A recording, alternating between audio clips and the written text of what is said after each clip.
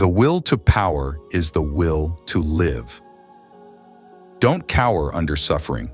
Rather, know that suffering leads to growth in life, and we need to suffer in order to grow stronger. Everyone strives to become a master of their space and to constantly extend and grow. Anything which is a living and not a dying body will have to be an incarnate will to power.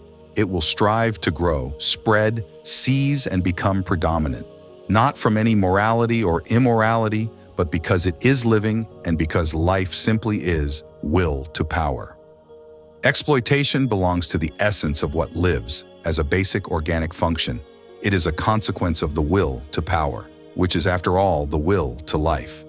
Anything that is living will have a will to power, strive to grow, spread, and seize, and become predominant.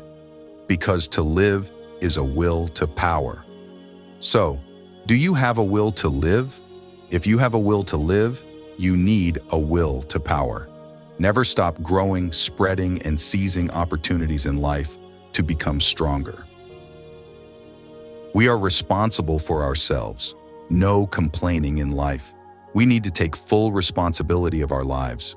We are responsible to ourselves for our own existence.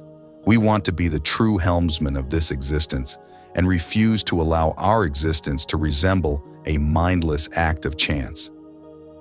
We exist because we are responsible for how we live and think. We want to take the steering wheel of life and don't just think of our lives as a mindless act of chance. Never stop climbing. In the mountains of truth, you will never climb in vain. In seeking truth, you will never climb in vain. You will either go up higher today or you will use your strength to get up higher tomorrow. Build your own bridge in life. No one can construct for you. The bridge upon you must cross the stream of life. Nobody but yourself alone. Nobody can build your bridge in life to cross the stream of life. You must build your own bridge yourself. Follow your own path in life. There is a path in life that only you can go. Where does it lead? Don't ask. Just follow your own path. Your genius is inside you. Don't evade your own genius. Don't look around yourself. Look inside yourself. No real facts exist. No facts exist, only interpretations. There is no real right or wrong in the world, just how you interpret it.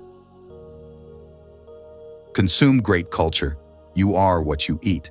Culture is liberation, removal of all the weeds, rubble, and vermin that attack the tender buds of the plant. Make sure you only consume culture which you love and feel is giving your inner seed nutrition and empowerment. Love difference of thought. Admire those who think differently than you. Hold in higher esteem those who think differently. Never stop seeking the truth. Strive for peace of soul. Seek to be a devotee of truth and inquire. Seek the truth until you die. Revel in your eccentricity. If you are weird or an eccentric, revel in it. Appreciate your uniqueness. Don't try to conform to society. You are a round peg, and you cannot be fit into a square hole. Strive after wisdom. Wisdom.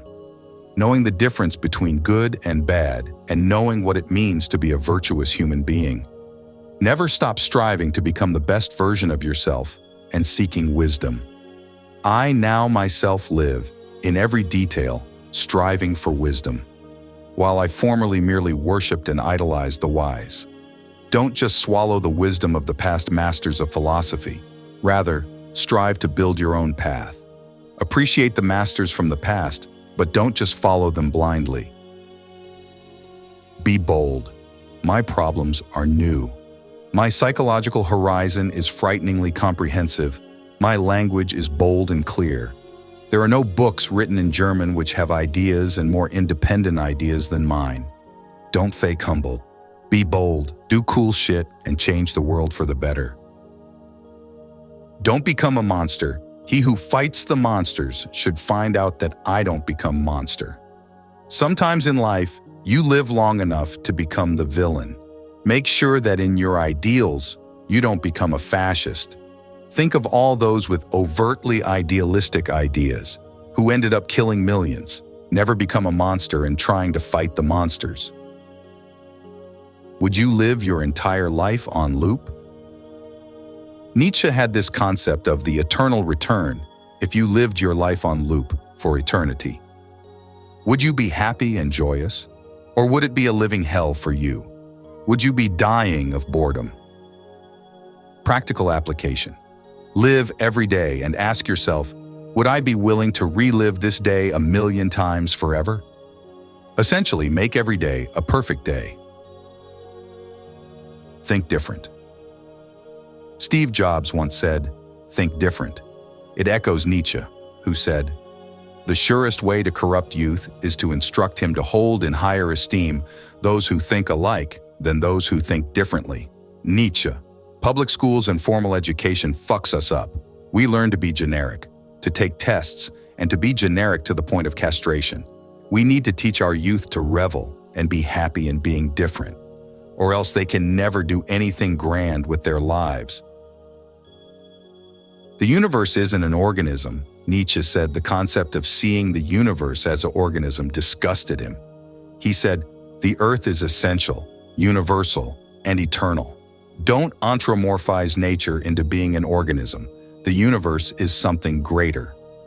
To anthropomorphize something means to give non-human things, like animals, trees, and nature, human emotions. For example, we know the human emotion of happiness. When we see a dog that is smiling, we assume the dog is also happy. But the problem is that we don't know if a dog internalizes the same human feelings we do. So the lesson is this: be careful ascribing human emotions to non-human things. Criticize yourself. Don't care what others think of you, but be your harshest self-critic. For me, I'm a bit lazy. I need to double down on my hustle and not waste any of my time or life. The purpose of life is creating art. Art is the supreme task and the truly metaphysical activity in this life. The purpose of life is to create art, and the only thing worth doing. We can create art via music, through drawings, through pictures, through writing and poetry. It is our number one duty in life, to create more art. Pay attention to artistic stimuli. What stimulates your artistic sense? Colors, textures, music, or images? Observe closely and enjoy observation. The greatest skill of a photographer or an artist is to have an observant eye. That means don't always look at your smartphone. Spend time to look at the real world. Thank you for watching.